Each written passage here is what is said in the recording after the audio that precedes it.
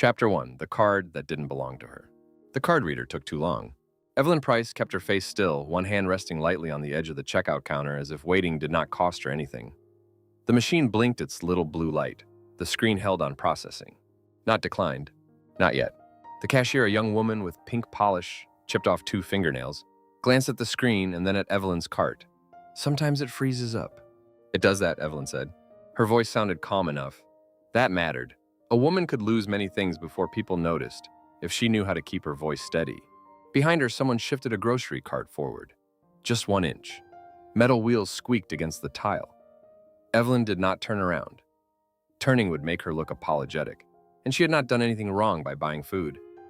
Chicken thighs on sale, store-brand paper towels, oatmeal, a bag of rice, collard greens, coffee, the cheaper kind. Nothing in the bags was fancy enough to deserve judgment. She had already put back the peaches. She had stood in produce with the plastic bag open, testing 1 peach with her thumb, then another, pretending they were too firm. Though the truth was that 6 peaches cost almost $5, and $5 had started feeling like a decision. She had put back the vanilla creamer, too. She did not need it. Nobody needed vanilla creamer. She could drink coffee black like she used to when Marcus was little, and every grocery trip had been a calculation between milk, gas, and something for his lunchbox. The card reader blinked again. The card in the slot was not her regular debit card. That one sat in her wallet like a witness she did not want called. This was the blue card that had come in the mail 3 weeks ago. The one that said she was pre-approved, as if approval were kindness. The one Marcus did not know about. The cashier tapped something on her screen, still thinking. Evelyn smiled, small and polite, and that's all right. At 66, she had learned to make waiting look like patience. Widowhood had taught her that first. Business had taught her next. Motherhood had finished the lesson. You did not let your face tell strangers what your life was doing behind the curtain. The machine beeped. Approved. The cashier's shoulders loosened. There we go. Yes, Evelyn said, as though there had never been any other possibility. She pulled the card out and slid it into the back pocket of her wallet, behind an old photo of Jordan at 7 years old, missing both front teeth and grinning under a paper crown. Then she reached for the bags before the cashier could. I can help you with... I've got them. They're kind of heavy. I've got them, Evelyn said again, softer because sharpness drew attention too. The young woman let go. Outside, the afternoon heat hit Evelyn in the face like an opened oven. Mesa and late sunlight had a way of making every surface look exposed. The parked cars flashed white and silver. The asphalt shimmered. Somewhere nearby, a child complained about being thirsty, and a woman told him they were almost done, baby. Almost done. Evelyn walked steadily toward her Buick. The grocery bags pulled at her wrists. The paper towels slid under her arm, and one bag knocked against her knee with every step. She did not stop to rearrange anything. Stopping would mean admitting the bags were heavy. By the time she reached the car, the plastic handles had pressed red lines into her fingers. She opened the trunk and set everything inside with care. Rice flat, greens on top, chicken to one side so it would not leak. She had not bought eggs, but still left a safe space where eggs would have gone. Some habits survived the things that made them necessary. Her phone buzzed in her purse. Evelyn stood with one hand on the trunk lid. She knew the number before she looked. Mesa Federal Community Bank had called twice already that day. Once, while she was making toast, she did not eat. Once, while she was standing over the bathroom sink, fixing the part in her hair because she had woken up looking like someone who had not slept. The phone buzzed again. She opened her purse and looked anyway. Mesa Federal Community Bank. The name filled the screen in bright, clean letters as if the call were ordinary business. As if Mr. Alvarez would not say her name in that careful voice, Mrs. Price. As if he would not mention the appointment. As if he would not tell her there were still options if she came in before Friday. Options. People loved that word when all the options were bad. Evelyn pressed her lips together and watched the phone ring. She could answer. She could say she was at the store and would call back. She could say she had the paperwork somewhere. She could say she understood. She did understand. That was the trouble. She understood the words too well. Past due, default, formal notice, possible foreclosure. She understood them well enough that she no longer opened any envelope all the way unless she was sitting down. The phone stopped. For 1 second, silence. Then a voicemail notification appeared. Evelyn turned the phone face down on the passenger seat and closed the trunk. Her house sat 12 minutes away on a quiet street with low roofs, dry yards, and mailboxes that leaned a little from age. Evelyn had lived there nearly 30 years. Long enough for the neighbors to change twice. Long enough for the mesquite tree in the front yard to grow crooked and stubborn. Long enough that people still said Henry's name when they asked how long she had owned it, as if the house belonged partly to a man who had been gone for 17 years. She had kept it after he died. That was what mattered. She had kept it through Marcus's last year of high school, through the catering business starting out of her kitchen, through medical bills, roof repairs, slow seasons, hot summers, and every person who had said with soft pity that maybe she should consider something smaller. Smaller. People said smaller when they meant less. When she pulled into the driveway, the porch light was still crooked in its fixture. Marcus had told her he would fix it. She had told him it only flickered when the wind hit the wrong way. There had been no wind for days. Inside, the house was clean because Evelyn had cleaned it before leaving. Lately, cleaning was the one thing that still answered her properly. A counter could be wiped. A floor could be swept. A dish could be put back where it belonged. If she could not make the bank stop calling, she could at least make the kitchen look like the kitchen of a woman who had nothing to hide. She carried the groceries in 2 trips, though the first load was too heavy and the second too small to justify the effort. In the kitchen, she unpacked everything slowly. Oatmeal above the rice, paper towels under the sink, chicken in the refrigerator drawer, greens in the sink to rinse later. From one bag, she pulled out a birthday card for Jordan. It had a watercolor cupcake on the front and silver lettering that said, "For a special granddaughter." Evelyn had stood in the aisle longer than a person should stand over cards. The cheaper ones looked cheap. The funny ones were too loud. This one was $4.99, which was foolish for folded paper, but Jordan kept cards. She taped them inside her closet door, birthday after birthday, as if words on cardstock could make a room safer. Evelyn set the card near the toaster, then moved it away from the crumbs, then picked it up again because the counter suddenly looked too open. The drawer by the wall phone was half closed. She knew what was inside without looking. Still, she opened it. Bills slid against one another in a thick, accusing shuffle. Utility notice. Credit card statement, a medical bill from last winter that should have been smaller than it was. In the bank envelope, cream-colored and heavier than the others, folded once down the middle, because Evelyn had opened it, read the first lines, and shut it before the rest of the words could settle. She touched the edge of it. Her phone buzzed again from her purse. Evelyn shut the drawer too fast. The sound cracked through the kitchen. She froze, listening. No one there. No one but her and the air conditioner struggling through the vents. The phone kept buzzing. She went to the purse, saw the same bank number, and silenced it without answering. Then she stood for a moment with the phone in her hand, feeling the smooth weight of it. A thing made for connection. A thing that had become a doorbell for shame. No more drawer, she decided. Marcus sometimes opened that drawer for a pen or batteries or the takeout menus he claimed she should throw away. He had always been that way, practical since boyhood. A child who noticed the loose screw and the low tire and the bill left near the sugar bowl. Now he was a grown man in a city maintenance uniform with keys on his belt and worry in his eyes. And he still noticed too much. Evelyn gathered the bank envelope and 2 other notices. She slid them beneath the dish towel beside the sink, then flattened the towel over them with both palms. The blue stripes lined up neat and harmless. Too harmless. She lifted the towel. The corner of the bank envelope showed. She pushed it farther back and smoothed the towel again. The porch boards creaked. Evelyn's hand stopped. A knock came at the door. 2 taps, a pause, 1 more. Marcus had knocked that way since he was 16 and too grown to walk straight in, but too much her child to wait long. "Ma," he called. "It's me. 1 minute." Her voice was too high. She lowered her chin and breathed through her nose. She looked around. Grocery receipt on the counter. She snatched it up, folded it twice, and pushed it into her pocket. The blue card was still in her wallet, zipped inside her purse. The dish towel looked ordinary if a person did not know it was hiding anything. Marcus knocked again, lighter this time. "You okay?" "Coming." She walked to the door at a normal pace. Marcus Price stood on the porch in his Navy City work shirt, his name stitched over the pocket, a paper bag from the hardware store in one hand. Her only son looked tired in the way working men look tired after pretending all day that their bodies were machines. At 42, he had Henry's broad shoulders and Evelyn's habit of looking at a problem like it had personally insulted him. He lifted the bag. "Brought those bulbs.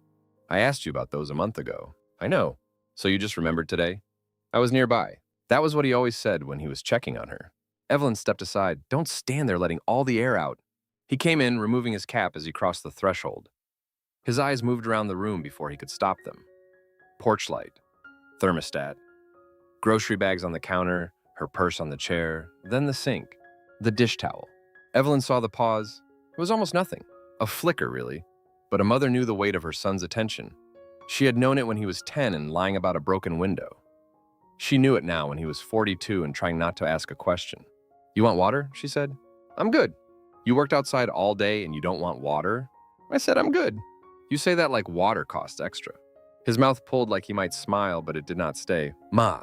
"What?" He set the hardware bag on the counter. "Nothing. Nothing." That was another word people used when the real word was waiting for them. Evelyn reached for a glass and filled it from the tap, though she did not want water. Marcus stood near the counter, cap in hand. He looked too big for her kitchen, and too familiar in it. She could still see the boy who used to sit at that table, doing homework while she rolled dough for orders, his sneakers hooked around the chair legs, asking when dinner would be ready. Back then, she had known the answer to almost everything he asked. Now his eyes were on the towel again. She took a drink. The water was lukewarm. "Porch light still flickering?" he asked. "When it feels like it. I can change it before I go. It's daylight. I mean, I can put the bulb in. You don't have to wait till dark to fix a light. I know how light works, Marcus." He let that pass. That was new. Years ago, he would have laughed. Now he let things pass like he was stepping around furniture in a dark room. He moved closer to the sink, not touching anything. Just close enough that Evelyn felt the distance shrink. She put the glass down and reached for the grocery bags she had folded earlier. There were only 2. She stacked them on the towel. Marcus watched the movement. That was the mistake. Not the envelopes, not even the towel, the quickness of her hand. His eyes lifted to her face. "You been getting a lot of calls?" he asked. The air conditioner clicked off. The kitchen went quiet all at once. "Everybody gets calls. I mean, from the bank." Evelyn picked up the birthday card and pretended to study the envelope. "You looking at my phone now?" "No." "Then how you know who calls me?" "I was here Sunday. It rang twice." Banks call people all the time. Surveys, account offers, foolishness. 3 times in one afternoon? She looked at him then. His voice had stayed gentle, which made the question feel worse. If he had accused her, she could have met accusation. If he had raised his voice, she could have raised hers. But this carefulness, this son trying not to bruise her, put heat behind her eyes. "You come over to bring light bulbs or count my phone calls?" He looked down at the cap in his hand. The bill of it bent between his fingers. "I'm not trying to start anything." "Then don't," I just asked. And I answered. He nodded, slow and unsatisfied. Her phone buzzed in her apron pocket. Both of them heard it. Evelyn did not move at first. The sound went on, trapped against her hip. Then she took the phone out, saw the bank number, and pressed the side button to silence it. Marcus's eyes stayed on her hand. She slipped the phone back into her pocket. For a moment, neither of them said anything. The folded grocery bags sat on top of the dish towel. Beneath them, beneath the blue stripes, the bank envelope might as well have been glowing. Evelyn reached for the coffee canister. "Coffee?" she asked. It came out bright, too bright. A hostess voice, a church basement voice, a voice for pretending nothing in the room had shifted. Marcus looked from the dish towel to her face. He did not answer right away. Outside, a car passed slowly down the street. Somewhere in the wall, the house made a small settling sound, old wood answering heat. Evelyn opened the coffee canister before he could say no, before he could ask again, before the phone in her pocket could light up with the same number and make a liar of her in her own kitchen. Chapter 2, The Son Who Asked Too Carefully. Marcus stayed for the coffee. That was the first problem. Evelyn could have handled the light bulbs. She could have handled him coming in with his work shirt damp at the collar, setting the little paper bag on her counter, pretending he had not seen the dish towel and whatever edge of envelope might have slipped from under it. She could have handled a quick visit. 5 minutes. 10. A son stopping by, doing a small thing, taking his tired body back to his own house, where Tasha would have dinner half started, and Jordan would be somewhere with earbuds in, pretending not to hear her parents. But Marcus stayed for the coffee. He sat at her kitchen table with the mug between his hands, not drinking much, looking around the room in that careful way he had learned from working maintenance for the city. Not staring, not prying, just noticing what needed repair. That was how he would say it if she accused him. "I just noticed." The porch light lay between them without lying there at all. He had brought the bulbs. He had changed the old one already, standing on her little step stool because he refused to let her hold it steady for him. "I can hold a stool, Marcus." "I got it. It's my stool. It's still a stool." He had said it mildly, one arm lifted, unscrewing the glass cover while dust fell in small gray crumbs onto the porch. Evelyn stood behind the screen door and watched him work. The late afternoon sun pushed flat and gold across the street, catching the dry yard, the mesquite tree, the cars parked too long in driveways. Marcus's shoulders filled the porch light fixture's small shadow. He had changed the bulb, tested the switch, then tested it twice more because the first time was never enough for him. The light flickered once, then steadied. He looked at it too long. "Fixture might be loose," he said. "It works, for now. Most things work for now." He glanced at her then, not smiling. She wished he had. A joke needed another joke. Concern just sat there and waited for company. Now he was back in her kitchen and the coffee had gone from hot to drinkable to nearly cold. Evelyn took her own mug to the sink and rinsed it, though she had only swallowed half. The coffee smelled too strong in the room. Cheap grounds. She had bought the cheaper can and told herself she preferred it bold. Marcus tapped one finger against his mug. Once, twice. Then he stopped, as if even that sounded like pressure. "You got any more bulbs that need changing?" he asked. "No. What about the hallway?" "Changed it last week. You shouldn't be getting up on chairs." "I didn't get up on a chair." He looked toward the hall. Evelyn dried her hands on the towel by the sink, the same towel she had moved the envelopes from before he came back inside. The bank notice was no longer under it. She had slipped the papers into the drawer while Marcus was on the porch. Fast, quiet, clean. The drawer had shut with only a soft wooden catch. Still, she could feel the papers in there. Not hear them, not see them. Feel them, as if they had a temperature. "I use the step stool," she said. "You lock it." "What?" "The little latch on the side, you lock it before you stand on it." "It's a step stool, not heavy machinery." "Ma," there it was again. Not a word. A hand placed gently on the air between them. Evelyn turned from the sink. "You always use that voice when you want to tell me what to do." "I asked about a stool. You asked like I'm one bad choice from cracking my head open." He looked down into his coffee. "I don't want you getting hurt. And I don't want you sitting there acting like I need a supervisor." The room settled after that. Not quite exactly. The refrigerator hummed. The air conditioner pushed tired air through the vent. Outside, someone's dog barked twice and stopped. A normal house, normal street, normal afternoon. Evelyn wished the normal things would not keep showing off. Marcus lifted the mug and finally drank. She went to the cabinet and began rearranging the mugs. There was no reason to rearrange them. The blue ones were already stacked with the blue ones, the white ones in front, the church anniversary mug on the right because the handle had a chip and she liked to see it before she reached. She moved the church mug left, then moved it back. Marcus watched her hands. She hated that he watched her hands. "How's work?" she asked. He blinked, accepting the change because he was her son, and still knew when his mother had placed something on the table between them. "Same. That mean bad or boring?" Both. "City still got you running all over?" "Water main off Stapley this morning. Then a traffic signal issue near Southern." "In this heat?" "It's Arizona." "That don't mean they need to cook you." He smiled a little. Not enough to fix the room, but enough for her to see the boy he used to be. Brown knees under the table, hair cut too close because Henry had believed clippers solved everything. Marcus used to come in from school with dust on his shoes and questions in his mouth. "What's for dinner? Where's my charger? Can you sign this?" Back then, his problems had fit in her hand. She held on to the smile too long. "How's Tasha?" she asked. "She's good." "Good or tired?" He gave a small breath through his nose. "Both. That child works too much." "She'd say the same about me." "She'd be right." "Probably." "And Jordan?" "She's fine." "Fine." Evelyn closed the cabinet. "Everybody's fine today." Marcus looked at her over the rim of the mug. She heard herself then.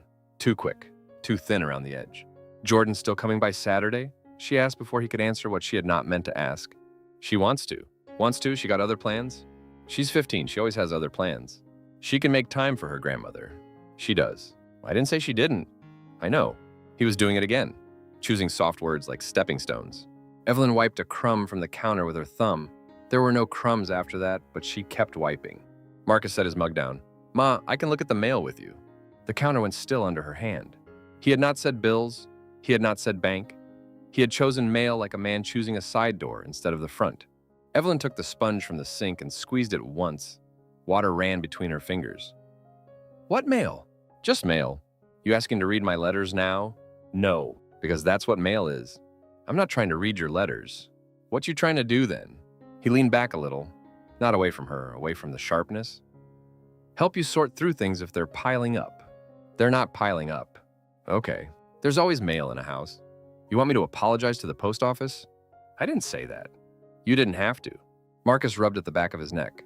The movement left a faint white line where his collar had pressed sweat into skin. He looked tired. She saw that. She saw it and did not want to. His work boots were dusty near the soles. The city shirt had a small tear near one cuff. He had come here after a full day, and instead of going home to his own dinner, he was sitting in her kitchen trying to find a polite way to say he did not trust her. That was what it was. Trust had a sound when it began to loosen. It sounded like careful questions. I saw some envelopes, he said. Evelyn laughed once, a dry little thing. Lord, Marcus.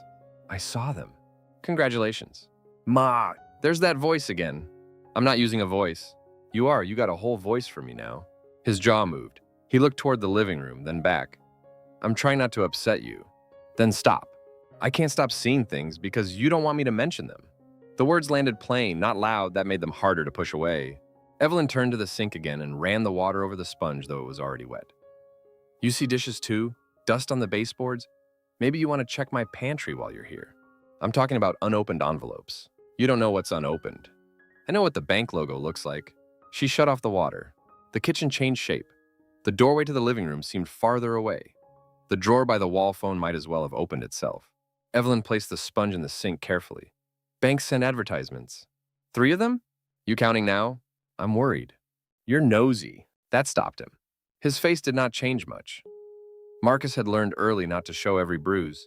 Henry had been the same way, quiet when words would have made things worse. But Evelyn saw the small withdrawal in him, the way his shoulders settled back, the way one thumb pressed into the side of the mug. She regretted the word and kept her mouth closed because regret, if shown too quickly, became invitation. He looked down. All right. The all right bothered her more than an argument would have.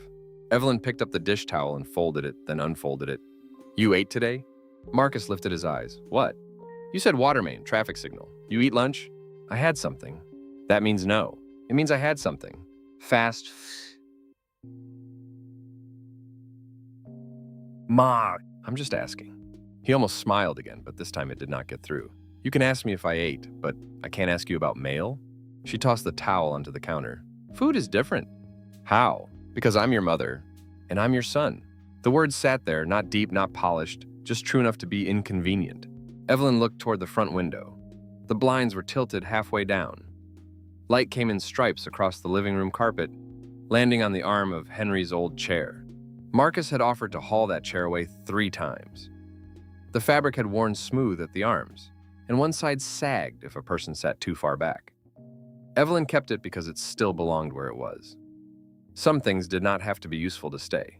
Marcus followed her gaze, then looked away first. I know you're my son, she said. I know you know. Then act like it. He frowned.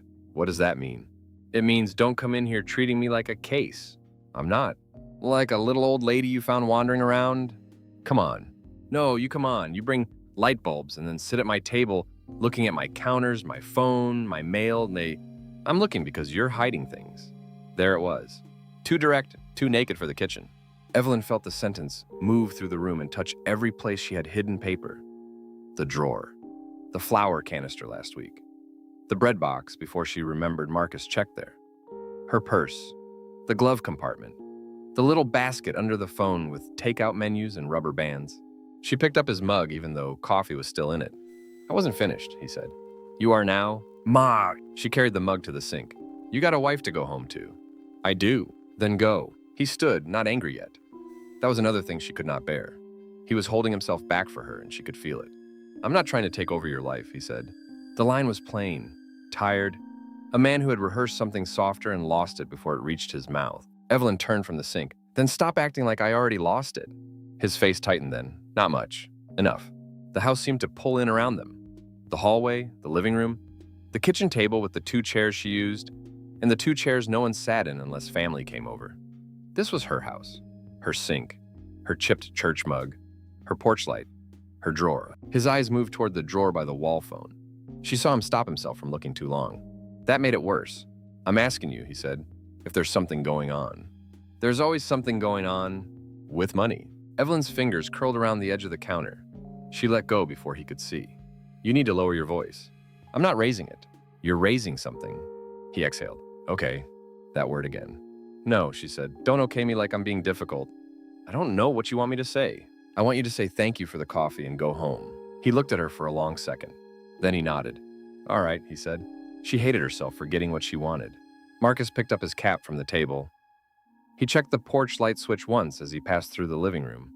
'Cause even hurt, even dismissed, he could not stop being himself. The light clicked on in the bright afternoon, pale and useless through the glass cover. It works, Evelyn said. Yeah, he said. It works. At the door, he paused with his hand on the knob. For a moment, she thought he would turn back and ask again. A more serious version. A son's question without the cushion. Are you in trouble? Are you lying to me? Is the house okay? But he only looked at her. You got my number, he said. I had it before you had a driver's license. I mean, if you need anything. I know what you mean. He nodded once. Tell Jordan I said hi if she calls. You can tell your own child hi. That got the smallest corner of his mouth. Not a smile, a memory of one. Then he opened the door and stepped out into the heat. Evelyn stood in the doorway while he crossed the porch, the new bulb above him catching sunlight, without giving any of its own. He got into his truck and sat there a moment before starting it. She knew he was probably texting Tasha, or maybe not. Maybe he was only sitting, collecting himself before going home to people who would ask why he was quiet. He backed out carefully. Marcus always backed out carefully, even when no car was coming. Evelyn closed the door after his truck turned the corner. She locked it. Then she unlocked it, because locked doors in the middle of the afternoon looked dramatic, even to herself. The house was too quiet without him in it. The coffee canister sat open. His mug was in the sink, half full, the surface dark and still. On the counter, the dish towel lay crooked where she had dropped it. Evelyn walked to the drawer by the wall phone. She told herself she was only making sure everything was where it belonged. That was reasonable. Papers should be in order. A woman had a right to know where her papers were. She opened the drawer. The bank envelope was still there, beneath the utility notice, and the grocery coupons she would not use because coupons had started feeling like proof someone else knew she needed them. She touched the envelope but did not take it out. Her phone buzzed from her apron pocket. For a second, she did nothing. Then she slid the drawer shut, slowly this time, so it would not make a sound. The phone buzzed again. Evelyn stood in her clean kitchen, one hand on the closed drawer, and let it ring. Chapter 3, a gift she couldn't afford. Evelyn held two sweaters in front of her and disliked both for different reasons. The cheaper one was folded on a low table near the front of the store, under a red sign that promised 30% off select styles. It was soft enough, a pale lavender with little white buttons down the front, but the stitching at one sleeve already looked tired. Jordan would notice that. Maybe not out loud, but she would notice. 15-year-old girls noticed everything and pretended not to. The other sweater hung on a wooden hanger in the regular section, cream-colored, simple, with sleeves that gathered neatly at the wrist. It looked like something Jordan could wear to school with jeans or to church with a skirt if Tasha still made her go. It did not look like a birthday gift chosen by a grandmother who had stood in the sales section too long. Evelyn checked the tag again, though she already knew what it said. $48. She let the tag fall back against the fabric. A woman pushing a stroller moved behind her. The baby inside slapped a plastic toy against the tray, bright and careless. Somewhere near the fitting rooms, a girl laughed at something on her phone. The store smelled faintly of new fabric, perfume from the beauty aisle, and the cinnamon candle display near checkout. Evelyn held the cream sweater higher. Jordan liked soft clothes, not fussy and not too grown. She had gotten tall over the summer, all elbows and long legs, with a way of folding herself into Evelyn's couch like she still fit into the smaller body Evelyn remembered. Last month, she had come by wearing one of Tasha's old cardigans, sleeves covering half her hands, and said, "It's comfortable." Like comfort was reason enough to keep anything. Evelyn pictured her in the cream sweater and felt the decision already moving away from her. "No," she murmured. She put it back.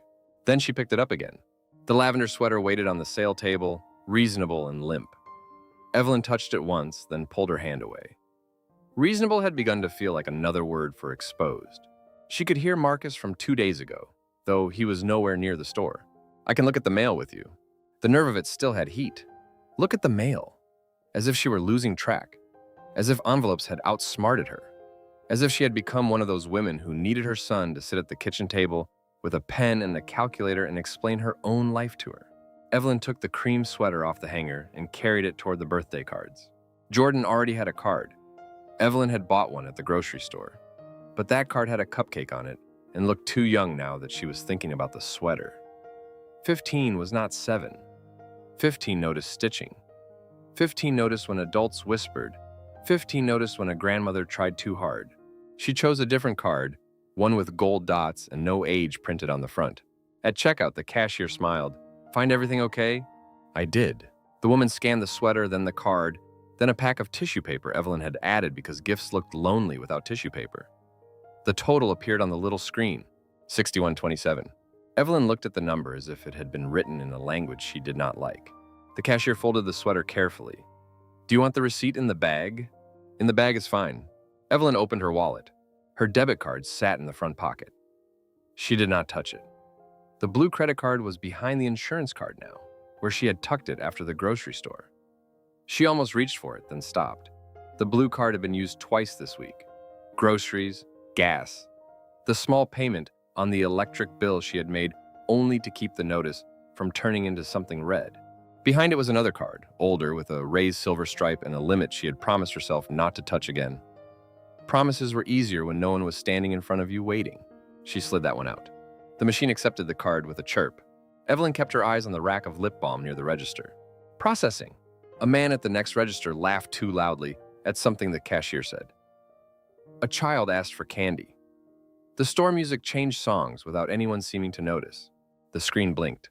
Try another payment. The cashier's smile faltered, then came back smaller. Sometimes the chip, I know, Evelyn said, already pulling the card out. It's old. Her voice did not crack. She was grateful for that, at least. She rubbed the chip on the edge of her blouse, an old, useless habit, and inserted it again. The machine thought about it. The cashier looked down at her own screen. Evelyn looked at the tissue paper. White with tiny gold stars. Foolish. She should have put it back. She should have put the sweater back. She should have bought the lavender one and gone home. Approved. The cashier brightened with relief she tried to hide. There it goes. Yes, Evelyn said. There it goes. She carried the bag out with the handles looped over her wrist, lighter than groceries, heavier than it should have been. In the car, she placed the bag on the passenger seat and did not start the engine right away. Through the windshield, she watched people move in and out of the store, with bags, drinks, children, returns, errands. Lives that seemed to go from one task to another without stopping to calculate what a sweater might cost after interest. Her phone buzzed from the cup holder. Evelyn looked down. Mesa Federal Community Bank. For a second, the cream sweater in the bag seemed too bright in the corner of her eye. She let the call ring. Then she silenced it. A voicemail appeared, before she had even backed out of the parking space. At home, she carried the bag inside and locked the door behind her. The house was cool enough, but not cool. Evelyn had raised the thermostat by 2 degrees that morning and told herself the difference was sensible. The kitchen smelled faintly of coffee from earlier and the lemon cleaner she used on the counters. On the table, she laid out the sweater, the card, the tissue paper, scissors, and the roll of ribbon she kept in the drawer with birthday candles and half-used tape. She did not buy gift bags if she had paper at home. That was not being cheap. That was being raised right. The sweater looked even nicer outside the store. The cream color softened against the kitchen table. Evelyn ran her palm over one sleeve, smoothing a wrinkle that was barely there. Jordan would like it. That should have been enough. Her phone buzzed again. Evelyn did not look at it this time. She took the tissue paper from its plastic sleeve and shook it open. The thin sheets made a dry whispering sound. She folded the sweater once, then again tucked the sleeves inside and wrapped it like something delicate. The first piece of tape curled against her finger and stuck there. She peeled it off slowly. The phone stopped. She placed the wrapped sweater into a box from the hall closet, one she had saved from last Christmas because it was still perfectly good. Then she tied the ribbon around it twice, making the bow full enough to cover the old tape mark on one corner. The voicemail notification sat on her phone screen when she finally glanced over. She turned the phone face down. By the time Marcus, Tasha, and Jordan arrived, the gift was on the small table near the living room window, where the afternoon light made the ribbon look prettier than it was. Jordan came in first. Nana. She said it the way she always had, even now that she was taller than Evelyn by nearly 2 inches. She dropped her backpack near the door and hugged Evelyn with one arm because the other hand was holding her phone. Her braids were pulled back with a red scrunchie, and one gold hoop earring flashed when she turned her head. Don't throw your bag there, Tasha said behind her. I'm not throwing it. I'm placing it. That was not placing. Evelyn smiled before she meant to. Leave the child alone on her birthday. It's not until tomorrow, Tasha said, stepping inside with a covered dish in one hand and her work tote on her shoulder. Tasha always came in looking like she had left one responsibility only to pick up another. Her hair was pulled into a neat low bun, her scrubs changed for jeans and a blouse, but the carefulness stayed on her. She kissed Evelyn's cheek, warm and polite, then glanced toward the kitchen as if already measuring what needed doing and what should not be mentioned. Marcus followed with a grocery store cake in a plastic container. Evelyn looked at it. "I told you I was making one." "You said maybe." "I said I was making one." Marcus lifted the cake slightly. "Back up." "Back up," Evelyn repeated. Tasha gave him a look that said he had started wrong. Jordan wandered toward the little table by the window. "Ooh," she said. "Is that mine?" Evelyn felt the room pull toward the box. "You know it is," she said. "Go on." "Nana, you didn't have to get me anything big." "It's not big." "It looks big." "It's a box. Boxes lie." Jordan laughed and picked it up with both hands. She sat on the couch, folding one long leg beneath her. Marcus set the cake on the dining table. Tasha placed her dish in the kitchen, then came back wiping her hands on a paper towel, her eyes already on the ribbon. Jordan slid her finger under the tape carefully, trying not to tear the paper. "Just rip it," Marcus said. "No, I like saving paper." "She gets that from me," Evelyn said. Tasha smiled. "She gets a lot from you." It was said kindly enough. Still, Evelyn heard something under it and wished she had not. Jordan opened the box. The tissue paper rustled. Then she lifted the sweater out. For 1 second, she only looked at it. Then her face changed. "Oh, Nana."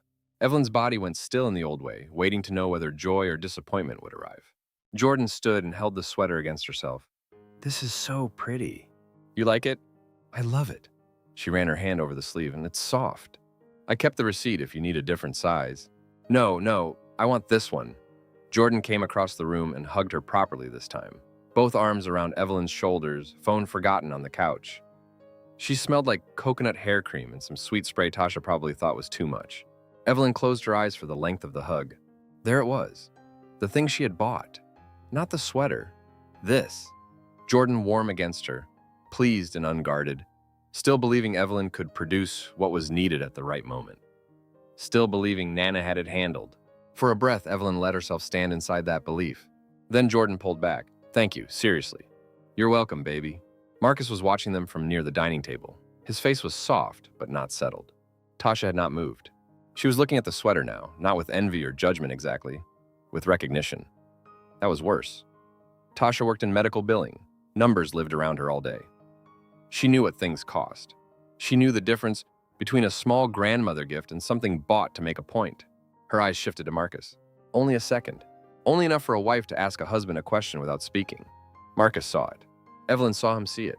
Jordan was still smiling, holding the sweater against herself in the living room light.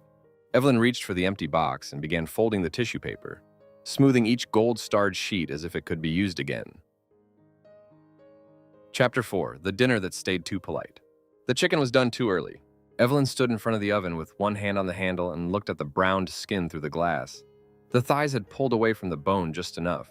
The pan juices were dark at the edges. If she left it in, it would dry out. If she took it out now, it would sit under foil too long before Marcus and Tasha arrived. She opened the oven anyway. Heat rolled over her face, carrying garlic, paprika, and the sharp sweetness of onions cooked down until they almost disappeared. She lifted the pan with both hands and set it on the stovetop.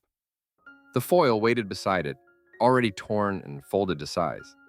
Everything had been ready too early. The rice was in the pot with the lid wrapped in a clean towel. The greens were finished, the vinegar bottle set beside them because Marcus liked more bite than she did. The cake Marcus had brought the day before sat on the counter, still in its plastic dome, though she had made a pound cake that morning because no store cake was going to sit in her house and act like it had been invited. The kitchen looked full. That was the point. A full kitchen did not look like a woman losing anything. Evelyn covered the chicken and wiped a spot from the stove that was not really a spot. Then she wiped the counter, then the front of the microwave. The house had taken on the tense shine of a place cleaned for inspection. Her phone buzzed on the windowsill. She looked at it from across the kitchen. The number showed for only a second before the screen dimmed. Mesa Federal Community Bank. Again. The name had started to feel less like words and more like a hand reaching for her shoulder. She turned back to the sink and ran water over a spoon. No voicemail chime came right away. Good. The doorbell rang. Evelyn dried her hands, smoothed the front of her blouse, and walked to the door at a pace that did not suggest she had been waiting. Jordan stood in front, wearing the cream sweater. For 1 second, Evelyn forgot to be careful. "Oh, look at you." Jordan smiled, sudden and shy. It fits. It does more than fit. She's been wearing it since we got in the car, Tasha said from behind her. Marcus stood beside Tasha with a foil-covered dish in one hand and his expression arranged into something light. Tried to tell her it's still 80-something degrees out. It's cold in here sometimes, Jordan said. It is not cold in here, Marcus said. It's cold emotionally when Dad starts talking about weather. Tasha laughed under her breath. Marcus gave Jordan a look that tried to be stern and failed. Evelyn stepped back. Come in before all my air goes out. Tasha kissed her cheek first, warm but quick. She had changed out of work clothes into dark jeans and a rust-colored blouse, but she still carried the alertness of somebody who spent all day reading numbers people wished were smaller. She held a container against her hip. I brought mac and cheese, Tasha said. Not because you needed it. You brought it because you know Marcus eats like the Lord forgot to give him a stopping place. That too. Marcus leaned in and kissed Evelyn's cheek. Smells good, Ma. You sound surprised. No, ma'am. Jordan hugged her last and longer, the sweater soft against Evelyn's arms. Evelyn held on just a beat too long before letting go. You hungry? She asked. Always you. Jordan said. That's an answer I can respect. They moved into the house with the small noises of family, shoes near the mat, Tasha asking where to put the dish, Marcus saying he could grab plates, Jordan drifting toward the living room mirror to look at the sweater again, without admitting she was doing it. Evelyn followed Tasha into the kitchen. I can put this in the oven to stay warm, Tasha said. I've got it. It's fine. I said I've got it. The words came sharper than they needed to. Tasha paused with the dish still in her hands. Then she nodded and set it on the counter. Okay. Evelyn took the dish and opened the oven. Though the oven was still too hot and the mac and cheese probably did not need warming. She hated that Tasha had backed off so neatly. No offense taken, at least not where anyone could see it. That was Tasha's way. She could make room around a person and somehow make the person feel larger and smaller at the same time. Marcus appeared in the doorway. Need me to carry anything? No. You sure? It's dinner, Marcus, not a piano. Jordan laughed from the living room. Dad, you do ask like everything is a safety hazard. Thank you, Evelyn said. I didn't say she should lift heavy pans either, Jordan added. Now see, Evelyn said, pointing a spoon toward the doorway. You were doing fine. Marcus held up both hands. I'm out. But he did not leave. He leaned one shoulder against the doorframe and watched her lift the chicken pan. Evelyn felt the weight of his attention settle on her elbows, her wrists, the pan itself. She set it down harder than she meant to. Careful, Marcus said. The kitchen went still for half a second. He heard it too, the mistake in the word. His face changed, but by then Evelyn had already straightened.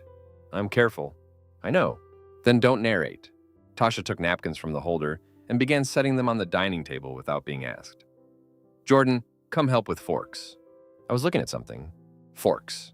Jordan came in, made a face at Marcus behind Tasha's back, and took the silverware drawer open. The little normalness of it should have helped. Evelyn wanted it to help. They sat 5 minutes later at the dining table, though Evelyn had told them 3 times to start while she got the vinegar, then the extra napkins, then the serving spoon she preferred for greens.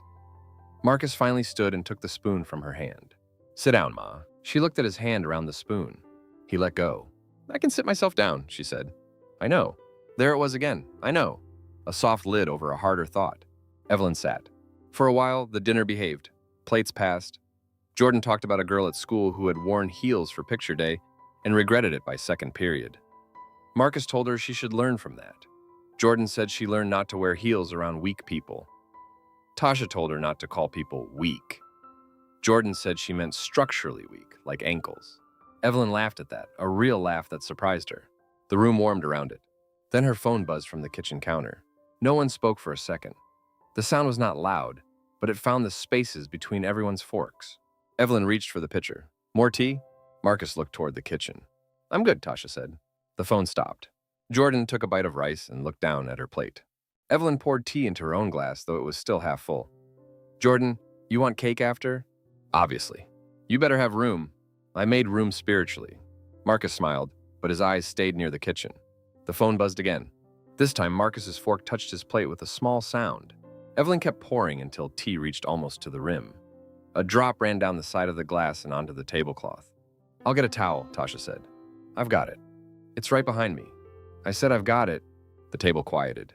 Evelyn stood too fast, took a napkin, and pressed it against the spill. The tea spread under the cloth anyway, a faint brown bloom beneath the white pattern. She dabbed harder. Nana, it's okay, Jordan said. It's tea. Tea comes up. I know. Everybody knew. Everybody kept knowing things. Tasha set her fork down. Evelyn, can I ask something? Marcus looked at his wife. Not sharply, but with warning. Not now. Tasha saw it and asked anyway. Have you been getting your mail okay? Evelyn's hand stopped on the napkin. My mail? Yeah, I mean, sometimes with the heat, mail gets stuck in those old boxes or notices get missed. I just wondered. That's a strange thing to wonder at dinner. Tasha's face stayed calm. I process bills all day. Strange things follow me home. Jordan looked from her mother to her grandmother. Did something happen with the mail? No, Evelyn said. Marcus reached for his glass and did not drink. Tasha's just asking. I heard her. Tasha folded her hands loosely near her plate. We noticed the calls and some envelopes. Marcus is worried. Marcus's jaw tightened. Tash. What? You are? I can speak for myself. Then speak. That was the first crack between them. Small but visible. Evelyn saw it and hated that some part of her felt defended by it. Marcus looked at Evelyn. His voice lowered. Ma, nobody's trying to embarrass you. Well, you're doing a poor job of proving that. Jordan sat back slightly. Tasha looked down at her plate, then back up. I'm not trying to embarrass you either. Then maybe stop talking about my mail over chicken.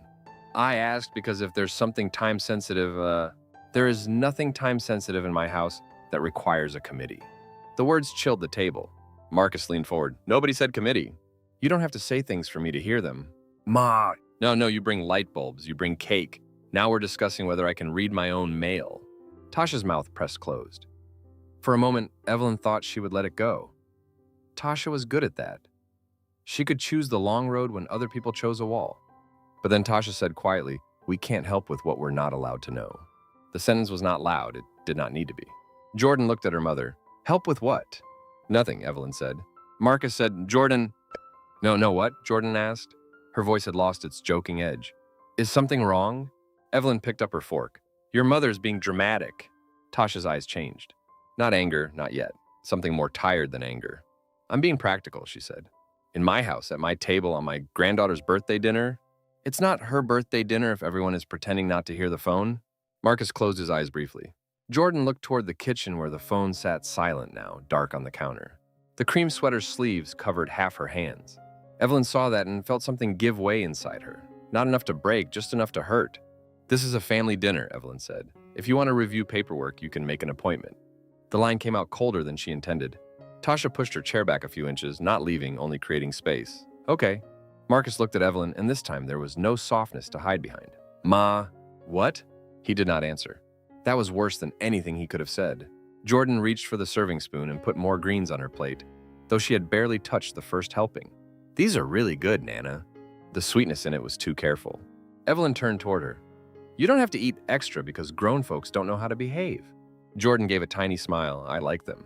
I know what you like. The words should have been tender. They were not. They came out like proof. For the rest of dinner, everyone behaved. That was the worst part. Marcus asked Jordan about school. Tasha passed the vinegar. Jordan complimented the cake even though they had not cut it yet. Evelyn served slices from both cakes because no one was going to say she had refused Marcus's. The store cake was too sweet. Her pound cake was a little dry at the edge from sitting too long. People ate both and said they were good. When they left, Tasha hugged Evelyn lightly. Thank you for dinner, she said. You're welcome. Marcus kissed her cheek. I'll call you tomorrow. I have a phone. I know. Jordan hugged her last. Thanks for everything, Nana. Evelyn touched the sleeve of the sweater. You take care of that. I will. The door closed behind them. The house settled into the kind of quiet that came after people had been too polite for too long. Evelyn stood near the dining table and looked at the plates, the napkins, the tea stains spreading under the cloth. The kitchen smelled like cooked greens, coffee, sugar, and something faintly burned from the bottom of the chicken pan. She carried dishes to the sink one stack at a time. Her phone sat on the counter, screen dark. Evelyn turned on the faucet. Hot water struck the first plate and sent up steam. She washed slowly, listening to the small sounds she could still control. Water, ceramic, sponge, silverware. Then she picked up the phone. One missed call, one voicemail. Mesa Federal Community Bank. She stood with her wet hand dripping onto the floor and pressed play. Mr. Alvarez's voice filled the kitchen, careful and professional. Mrs. Price, this is Daniel Alvarez calling again from Mesa Federal. I'm sorry to keep trying you, but we do need to speak with you before the end of the week regarding the next step on your account. Please call me back as soon as you're able. The message ended. Evelyn lowered the phone. In the sink, the water kept running over a plate that was already clean. Chapter 5, The Appointment She Missed. Evelyn changed blouses 3 times. The first one was blue, short-sleeved, with a small white pattern that used to make her feel put together without trying. She buttoned it in front of the bedroom mirror, smoothed the fabric over her stomach, and decided it looked too soft. Too much like a woman asking for understanding. She took it off. The second was cream, with pearl buttons and a collar that sat neatly against her neck. It looked church-like. That was no good either. She was not going to the bank to ask for prayer. The third was a dark green blouse Marcus had given her 2 Christmases ago, along with a scarf she had never worn because it made her look like somebody's idea of a retired lady. The blouse still fit. It had held its shape through careful washing. The sleeves covered enough of her arms. The color did not plead. She kept it on. The appointment letter lay on the bed beside her purse. Mesa Federal Community Bank, 11:30 a.m. Daniel Alvarez. The paper had been folded and unfolded so many times that one corner had softened. Evelyn did not pick it up yet. She stood at her dresser and put in her small gold earrings, the ones Henry had bought her for their 20th anniversary from a store in Phoenix, because he said Mesa jewelry cases all looked alike. One earring slipped from her fingers and dropped onto the carpet. She looked down at it. Then she looked at herself in the mirror. The woman looking back was arranged correctly.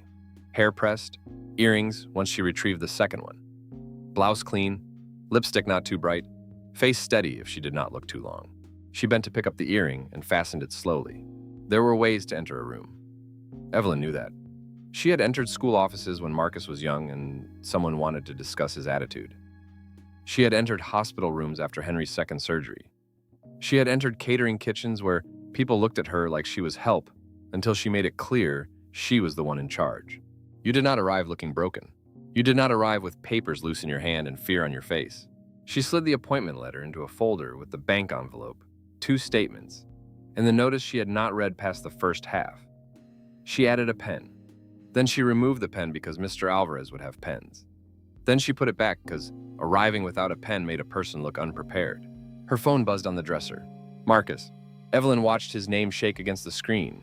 She let it ring. When it stopped, the room seemed to listen. A moment later, the voicemail notification appeared, but she did not play it. Marcus had called yesterday too, after dinner, then again that morning. Each time his voice had probably carried the same careful weight. Ma, just call me when you get this. Or worse. Ma, I'm worried. She put the phone in her purse and zipped it closed. In the hallway, the house smelled faintly of lemon cleaner and old wood. The air conditioner clicked on as she passed the thermostat, rattled, then steadied. Evelyn paused beside the living room and looked at Henry's chair. The cushion leaned to one side, the way it always did. On the small table next to it sat the church bulletin from last Sunday, a coaster, and the remote control Marcus kept telling her was older than Jordan. She almost picked up the remote to move it somewhere neater. Instead, she walked to the front door. Outside, the heat had already gathered itself. The Buick sat in the driveway under a thin layer of dust.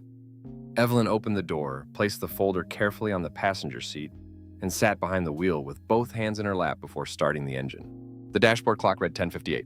Plenty of time. Too much time. She backed out slowly, checking both ways, though the street was empty. The mesquite tree threw a crooked shadow across the driveway. One of the porch boards needed paint. She noticed it as the car rolled backward and told herself she would handle it when things settled down. Things were always going to settle down later. At the first light, she sat behind a landscaping truck with rakes strapped to the back. Men in long sleeves and wide hats sat inside, their faces turned toward the air vents. The light changed. The truck moved. Evelyn followed. Mesa passed around her in ordinary pieces. A gas station with a handwritten sign for 2-for-1 drinks. A dentist office with a bright white smile painted on the window. A strip mall with a nail salon, a tax place, a sandwich shop. People parked, carried bags, crossed lots, checked phones. Nobody looked like they were driving toward a conversation that could take their house and put it into someone else's mouth. Her phone buzzed inside her purse. She kept both hands on the wheel. 17, she pulled into the bank parking lot. The building was smaller than it had seemed in her mind. Beige stucco, dark glass doors, a flag lifting weakly in the heat. The sign near the entrance had been polished recently. Or maybe the sun just made it look that way. Evelyn parked in the third row, not too close, not too far. She turned off the engine. The sudden quiet was too complete. Through the windshield, she watched a woman in workout clothes leave the bank with a white envelope in one hand and sunglasses on top of her head. A man in a red polo held the door open for her. They smiled at each other in that automatic public way. A young couple went in next, the woman holding a toddler on her hip, the man carrying a folder, not unlike Evelyn's. Folders were normal. People brought folders to banks every day. Evelyn looked at hers on the passenger seat. One corner of the appointment letter showed inside it. She reached for the folder, then stopped because her hands looked dry. She opened the glove compartment and found a small tube of lotion, squeezed too much into her palm and rubbed until the smell of shea butter filled the car. Now her hands were slick. She wiped them on a napkin from the cup holder. 11:22. She could still go in early. That would look responsible. She did not move. A man in a suit came out talking into his phone. He had papers under one arm and no shame on his face. Evelyn watched him cross the lot, get into a truck, and drive away. Her phone buzzed. This time she took it from her purse. Mesa Federal Community Bank. The name sat there as if the building in front of her had learned how to reach into the car. She pressed answer before she could stop herself. Hello? Mrs. Price, this is Daniel Alvarez with Mesa Federal. His voice was exactly as polite as she remembered. Smooth, local, professional in a way that tried not to be cold. Yes, she said. I'm sorry to bother you. I just wanted to confirm we're still seeing you at 11:30. Evelyn looked at the glass doors. A woman inside passed near them carrying a clipboard. I'm on my way, she said. The lie came easily because it was almost true. All right, he said. That's good. I have the file ready. We'll just go over the current status and what we may still be able to do before the next step. The next step. Evelyn's fingers tightened around the phone. Mrs. Price. I heard you. Of course, I know these conversations can be uncomfortable. She stared at the bank entrance. Her own reflection faintly floated in the windshield. Green blouse, gold earrings, face held in place. I'm not uncomfortable, she said. A small pause. No, ma'am, I didn't mean to suggest that. Kindness again. That careful turning away from the wound while still pointing at it. I'll be there, Evelyn said. All right, I'll watch for you. She ended the call. The car filled with heat now that the engine was off. A thin line of sweat gathered under the collar of her blouse. Evelyn put one hand on the door handle. Open it. She pressed her thumb against the latch. Open the door. The latch gave slightly beneath her hand, ready to release. All she had to do was pull. Inside, Mr. Alvarez would stand when she came in. He would probably smile. He would offer water. They would sit at his desk, and he would turn the computer screen toward himself so she could not quite see all the numbers at once. He would use words like delinquent and options and timeline. He would know. A man who had greeted her by name at community events. A man who had once told her he loved the sweet potato pies she donated for the church raffle, would know that Evelyn Price could not manage what she had spent years telling everybody she had managed. Her hand stayed on the handle. A car pulled into the space beside her. Evelyn released the latch and looked straight ahead. An older man got out slowly, using the open door to steady himself. He adjusted his hat, then went toward the bank. No one stopped him. No one came out to stare. He opened the door and disappeared inside. Evelyn looked at the clock. 11:31. 1 minute late was nothing. People were late. Traffic, heat, parking. She picked up the folder. The paper edge pressed against her palm. She set it down again. 11:30. Her phone buzzed once with a text. Ma, can you please call me back? The word please sat there looking too much like fear. Evelyn turned the phone face down on the passenger seat. 11:42. A bank employee came to the glass door and looked out. Not directly at her car, but enough. A man with shirt sleeves rolled up. Mr. Alvarez, maybe. From this distance, all she could see was posture and waiting. Evelyn started the engine. The air conditioner blew hot for the first few seconds, then cooler. She backed out without looking toward the door again. On the drive home, she took the longer route. Not because she was avoiding the house. She told herself that twice. She took the longer route because traffic on Southern could be irritating, because there was construction near the turn, because a person could choose her own way home. Her phone rang again before she reached her street. Marcus. She did not answer. Then the bank. She did not answer. Then Marcus again. She turned the volume all the way down. At home, the driveway looked narrower than when she left. The house sat in the afternoon glare, the front windows dark. Evelyn carried the folder inside and set it on the kitchen table. For a while, she did nothing. Then she opened the folder, took out the appointment letter, and folded it once along the old crease. She walked to the trash can under the sink, stepped on the pedal, and dropped the letter inside. It landed on top of coffee grounds, onion skins, and a paper towel stained with tea. She let the lid close. Her phone lit up on the table. Marcus again. This time, a voicemail followed. Evelyn stood between the table and the trash can, listening to the silence after the ring. Then she bent, opened the trash, and took the letter back out. Coffee grounds clung to one corner. She brushed them off with 2 fingers too carefully as if the paper could still be made clean. Chapter 6. The drawer Marcus opened. Marcus used his key. The sound came before Evelyn had time to decide whether she would answer the door. Metal in the lock. A small turn. The front door opening against the old weather strip with that familiar scrape she had been meaning to fix for months. She was in the hallway with the appointment letter in her hand. For one stupid second, she looked at the paper as if it might hide itself. "Ma," Marcus called. His voice was not loud, but it filled the house too quickly. Evelyn folded the letter once, badly, and slipped it beneath the stack of church bulletins on the hallway table. The top bulletin slid crooked. She straightened it with 2 fingers, then hated herself for the neatness of the gesture. "I didn't say come in," she called. Marcus appeared at the end of the hallway in his work pants and a gray t-shirt, no city shirt today, no cap in his hand. That was how she knew he had not come from work. He had come from his own house, or from driving around thinking too much.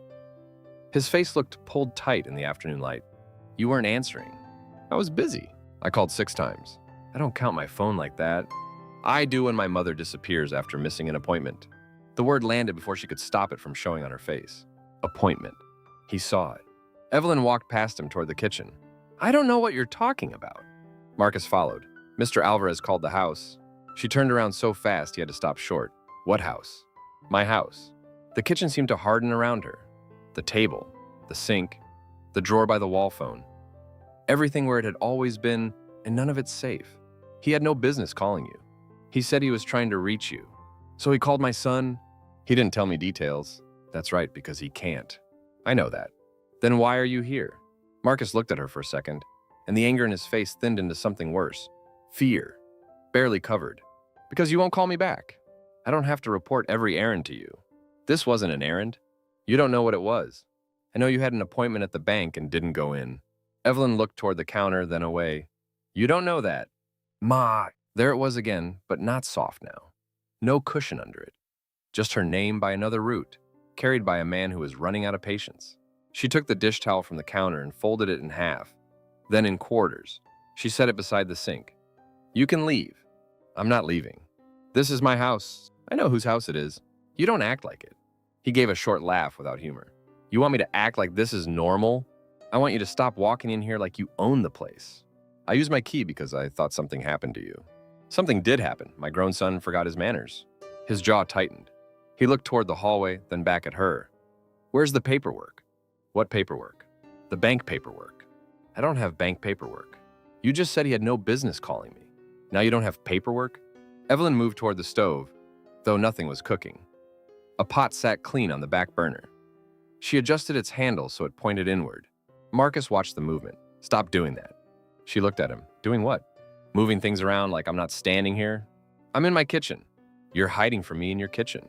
The words were too direct, too much like a hand reaching into a drawer. Evelyn wiped the stovetop with her palm, found nothing there, and wiped anyway. "If you came to insult me, you can go do it from your truck."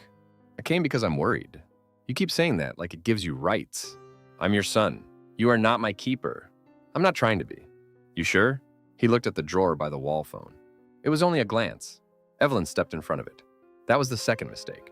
The first had been not answering the phone. The second was letting him see where not answering had led. Marcus stared at her now, really stared. His eyes went from her face to the drawer behind her hip.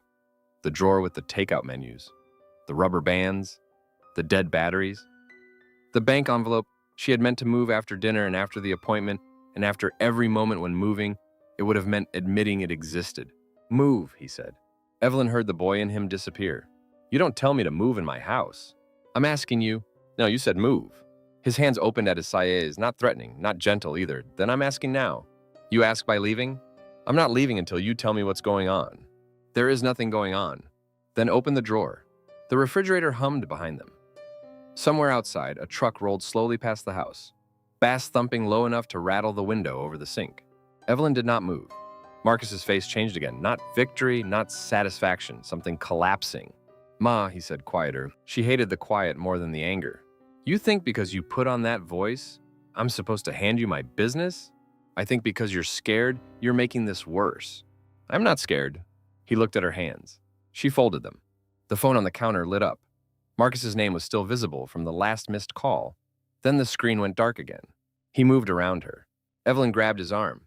It surprised both of them. For a second, her fingers were on his forearm, on the warm skin of her grown son. He stopped immediately, not because she could hold him, but because she had touched him like that. "Don't," she said.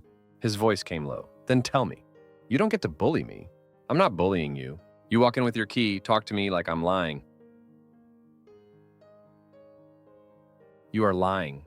The sentence split the room. Evelyn let go of his arm. Marcus reached for the drawer. She said his name once, sharp enough that he paused. Not long enough. The drawer opened with its ordinary wooden scrape. All the little harmless things shifted first. Menus, pens, a roll of stamps, a flashlight that no longer worked. Then the papers underneath, flattened by the weight of being hidden too long. Marcus picked up the cream-colored envelope. Evelyn felt herself leave her own body for half a breath.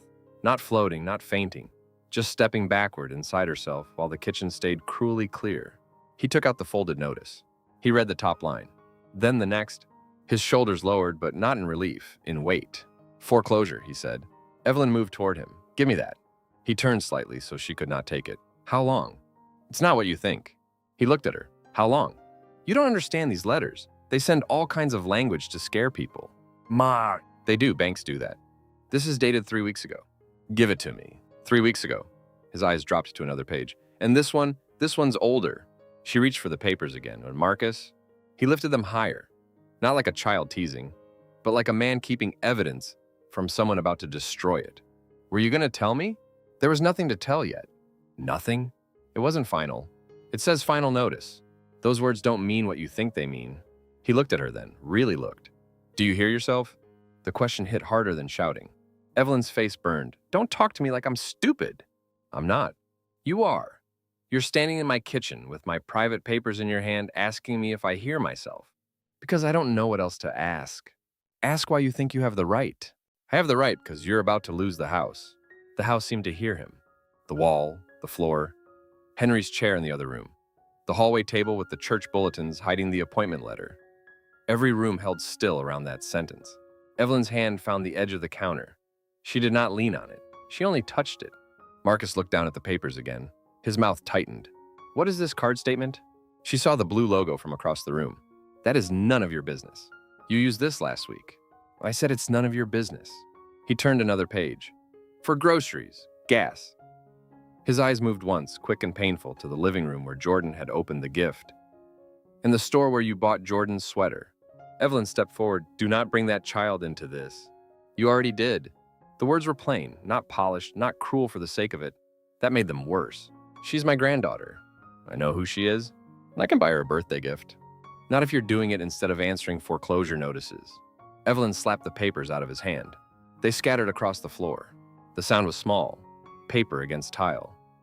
A few sheets slid under the edge of the table. One landed face up near her shoe, the bank logo bright and official beneath the kitchen light. Marcus stared at her. She stared back, breathing through her nose like she had run somewhere, though she had not moved more than 2 steps. "You don't get to shame me with my own love for her," she said. "I'm not shaming you. You just did. I'm trying to understand how bad this is." "You opened my drawer." "Because you wouldn't tell me." "You opened my drawer." The second time came louder. Marcus looked toward the hallway, then back at her. "That's what you're mad about?" "Yes. Not the house, not the bank, not the fact you've been lying to me for months. You had no right." "I had no right?" His voice rose, then he caught it and lowered it badly. "I have been calling you. I have been asking you. Tasha has her own house to manage." She was right. Evelyn went cold. Marcus seemed to know immediately he had stepped somewhere dangerous, but he did not take it back. "She was right to ask," he said. "Something was wrong. Tasha doesn't know me. She knows numbers. She knows bills in an office. She does not know my life. I don't know your life either, apparently." That one landed and stayed.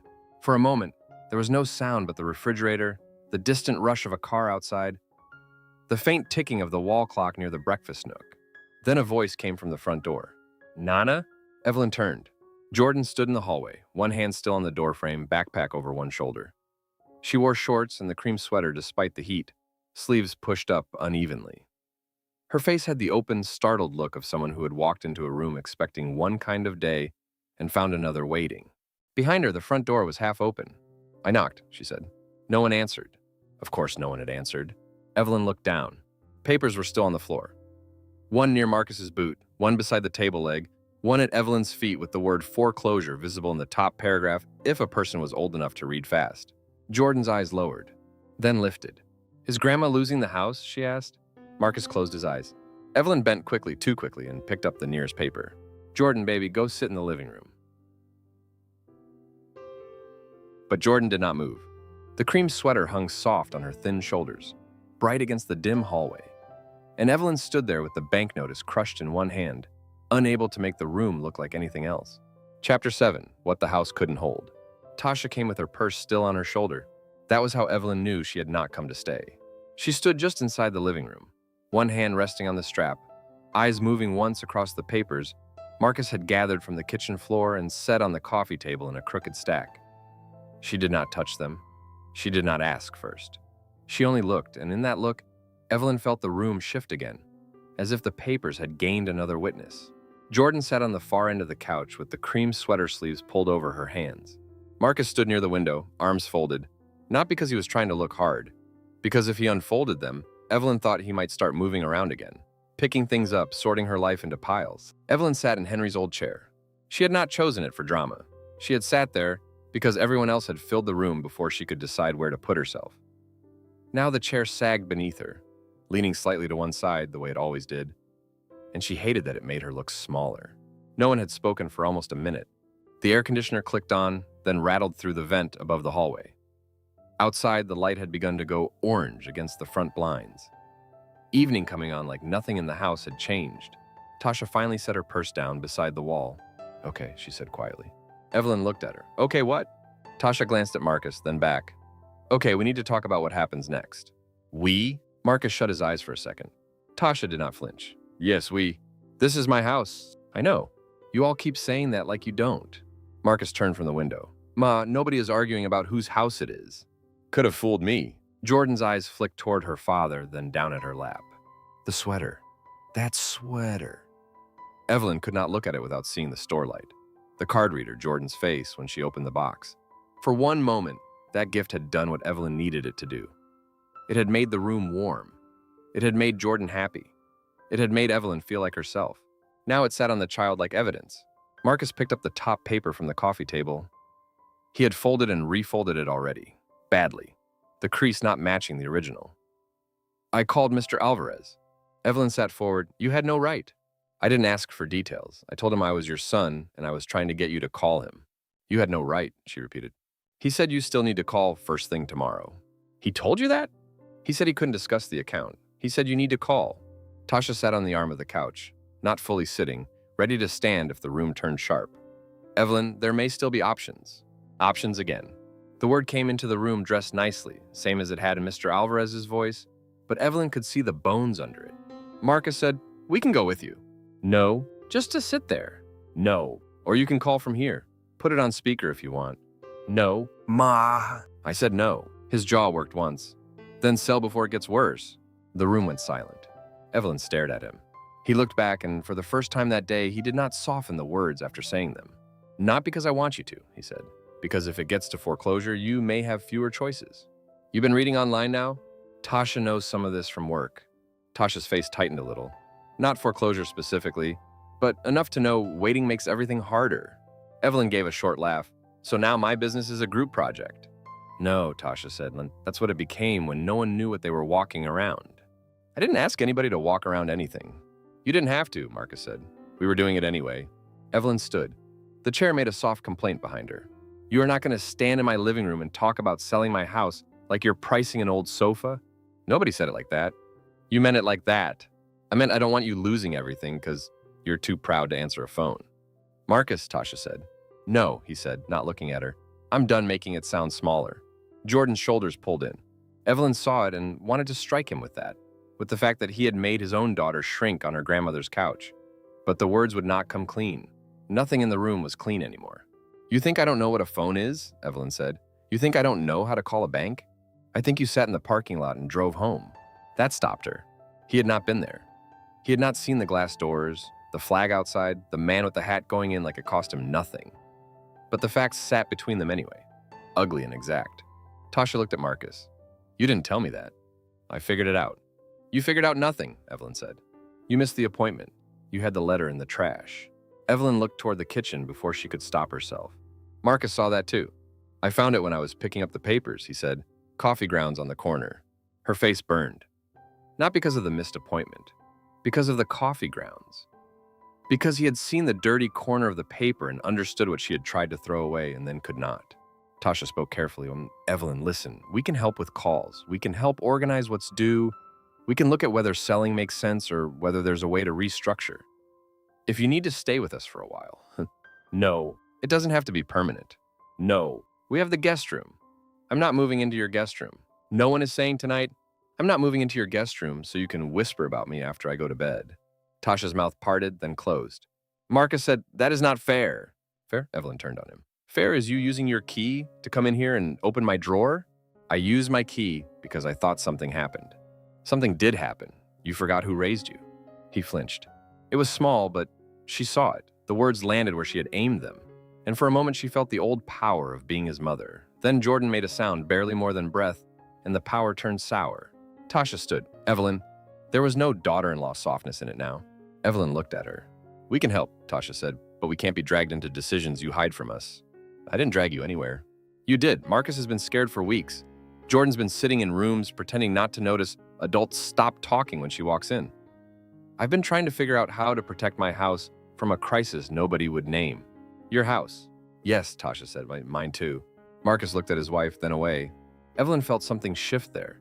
Something she did not fully understand and did not want to. Tasha was not only Marcus's wife in that moment, not only the practical one. She was someone with walls of her own, bills of her own, a child of her own sitting in Evelyn's living room, wearing the cost of Evelyn's pretending. Jordan moved. Everyone looked at her. She stood from the couch slowly, fingers at the hem of the cream sweater. For a second, Evelyn thought she was cold. Then Jordan pulled the sweater up over her head. Her braids caught at the collar. Tasha stepped as if to help, then stopped. Jordan worked it free herself. Underneath, she wore a plain black t-shirt. The sweater hung in her hands, soft and folded by accident. Baby, Evelyn said. Jordan did not look at her right away. She smoothed one sleeve over her forearm, then walked to the coffee table and set the sweater beside the papers. Not on top of them, beside them. I don't want it if it made things worse, she said. The words were quiet and young, not neat, not wise, just hurt. Evelyn stared at the sweater. It didn't make anything worse. Jordan looked at her then. Everybody looked at everybody when I opened it. No, they didn't. Nana. That was all, just the name. Evelyn had heard that name in sleepy toddler calls, in laughing phone messages, in teenage impatience from the hallway. Never like this. Never as if Jordan were asking her to stop putting furniture in front of a door everyone could already see. Marcus rubbed one hand over his face. Evelyn stepped toward the table. I bought you a birthday gift. I know. Grandmothers buy birthday gifts. I know. Then don't put it down like it's something dirty. Jordan's eyes filled, but she did not cry. That made it harder. Tears would have given Evelyn something to comfort. This restraint gave her nothing. I liked it, Jordan said. I still like it. Then take it. I don't know what to do. The living room held that sentence. Evelyn looked at Marcus, then Tasha, then the sweater, then the bank papers. The whole room seemed arranged against her, though no one had moved close. The house she had kept for almost 30 years had become a place where every object could speak if it wanted to. Henry's chair under her hand. The old coffee table with the scratch from Jordan's toy train years ago. The front window Marcus had replaced after a monsoon. The hallway where she had measured Jordan's height in pencil on the door frame until Tasha said they should stop marking up the paint. This was not just a house. She opened her mouth to say that and closed it. Because if she said it, something else might come with it. Marcus picked up the foreclosure notice again, more gently this time. Ma, we have to do something. We? Yes. I told you. No, you told me nothing. That's the whole problem. His voice cracked on the last word. Not loudly, just enough. Evelyn turned away. I would rather lose it, she said. The room went still. She had not meant to say it like that. Maybe she had not meant to say it at all. Marcus's voice came from behind her. Lose what? She looked toward the front window at the blinds glowing orange from the evening. The house. Nobody answered. Evelyn swallowed once. Her throat felt dry, but she would not reach for water. I would rather lose the house than sit across from my own child and be looked at like I'm something to manage. Ma, no, don't ma me. She turned back to him. You all come in here with papers and plans and guest rooms, call the bank, sell the house. Move in with us, like I'm already gone, and you're just deciding where to put what's left.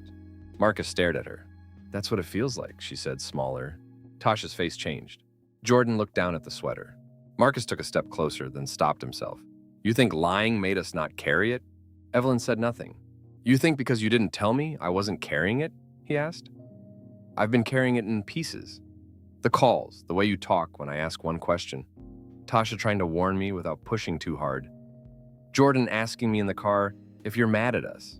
Jordan whispered, Dad. He looked at her, then back at Evelyn. His voice lowered. You didn't keep it from us. You just made us carry it blind. The sentence stayed plain, that was why it hurt. Evelyn sat back down in Henry's chair before her knees could decide for her. For a moment, she saw Henry in the hospital bed, his hand thin around hers, telling her she knew where everything was, she would manage. She had hated him a little for saying it. Hated the trust. Hated the leaving. Then she had gone home and managed because there had been no other shape for love to take. The house had been the proof. Every payment made late, but made. Every repair patched, every holiday hosted. Every time someone said, Evelyn, I don't know how you do it, and she smiled like strength was a muscle that did not tear. If I lose this house, she said, and the words came slowly because each one had to pass through something tight, then what was all that for? No one moved. She looked at the carpet instead of their faces. All those years, all that working. Henry gone, Marcus still needing raising, people telling me I should sell, should downsize, should make it easier. I kept it, I kept something. Her mouth trembled once. She pressed her lips together until it stopped. It was the last thing that said I didn't fail. Jordan began to cry then, quietly. Evelyn did not look up fast enough to stop it. Tasha moved first, sitting beside her daughter and putting an arm around her. Jordan leaned into her, the cream sweater still on the coffee table. Marcus stood in the middle of the room with the paper in his hand, no plan coming out of his mouth now. Evelyn wiped under one eye with the heel of her hand, angry at the wetness there. I don't want to be a burden. Marcus's face twisted. You already said that. I mean it. I know you mean it. He sat on the edge of the coffee table, too close to the papers, not close enough to touch her. But you don't get to decide that by yourself. Evelyn let out a tired sound. Listen to you. I'm serious. I know, you always are when you're trying to boss me. He almost smiled. It broke before it arrived. Tasha looked at Evelyn over Jordan's bowed head. We don't have to solve all of it tonight. Evelyn looked at the papers. You'll call tomorrow, Tasha said. Not a question, not quite an order. Evelyn wanted to snap at her. She did not. I'll call, she said. Marcus looked at her as if trying to decide whether to believe those two words. That was another thing the lie had done. It had made even a promise sound like something that needed proof. Jordan wiped her face with her sleeve, then remembered the sweater was not on her, and used her hand instead. Do you want me to take it back? Evelyn looked at the cream sweater on the table. Part of her wanted to say yes, not because of the money, because the sight of it hurt. Part of her wanted to fold it and put it right back in Jordan's arms, make the child accept it. Make the room return to the moment when love had looked like a gift and not a receipt. No, Evelyn said. Jordan waited. Evelyn reached for the sweater and picked it up. The fabric was soft, absurdly soft. She smoothed the sleeve once and held it out. You keep it, she said. Just don't wear it because you feel sorry for me. Jordan took it carefully. I don't. The answer was too quick to be fully true, but Evelyn let it stand. A little later, after there was nothing more anyone could say without making the room raw again, Marcus gathered the papers into the folder. He did not take them with him. He placed them on the coffee table, squared the edges once, then stopped as if remembering they were not his to arrange. Tasha picked up her purse. Jordan hugged Evelyn at the door with one arm, the sweater folded against her chest in the other. The hug was not the same as before. It could not be. It was still a hug. Marcus lingered after them. I'll come by in the morning, he said. Evelyn looked at him. Call first. He nodded, okay? And don't use your key. Another nod. Okay. He stepped onto the porch, then turned back. For a second, he looked like the boy from years ago, standing in doorways with things he did not know how to ask. Good night, Ma. Good night. When the truck pulled away, Evelyn did not close the door right away. The evening heat had softened, but not left. The porch boards held the day under her feet when she stepped outside. She lowered herself into the old metal chair near the wall, the one with paint worn from the arms. Behind her, the house stayed lit. Not saved, not lost, not yet. Inside, the folder of papers sat on the coffee table where everyone had seen it. The silence in the rooms was different now. Less clean, less obedient. Evelyn looked out at the street, at the mesquite tree, leaning its crooked weight over the yard. At the porch light, Marcus had changed, still glowing, though the sun had not fully gone down. For once, she did not get up to turn it off.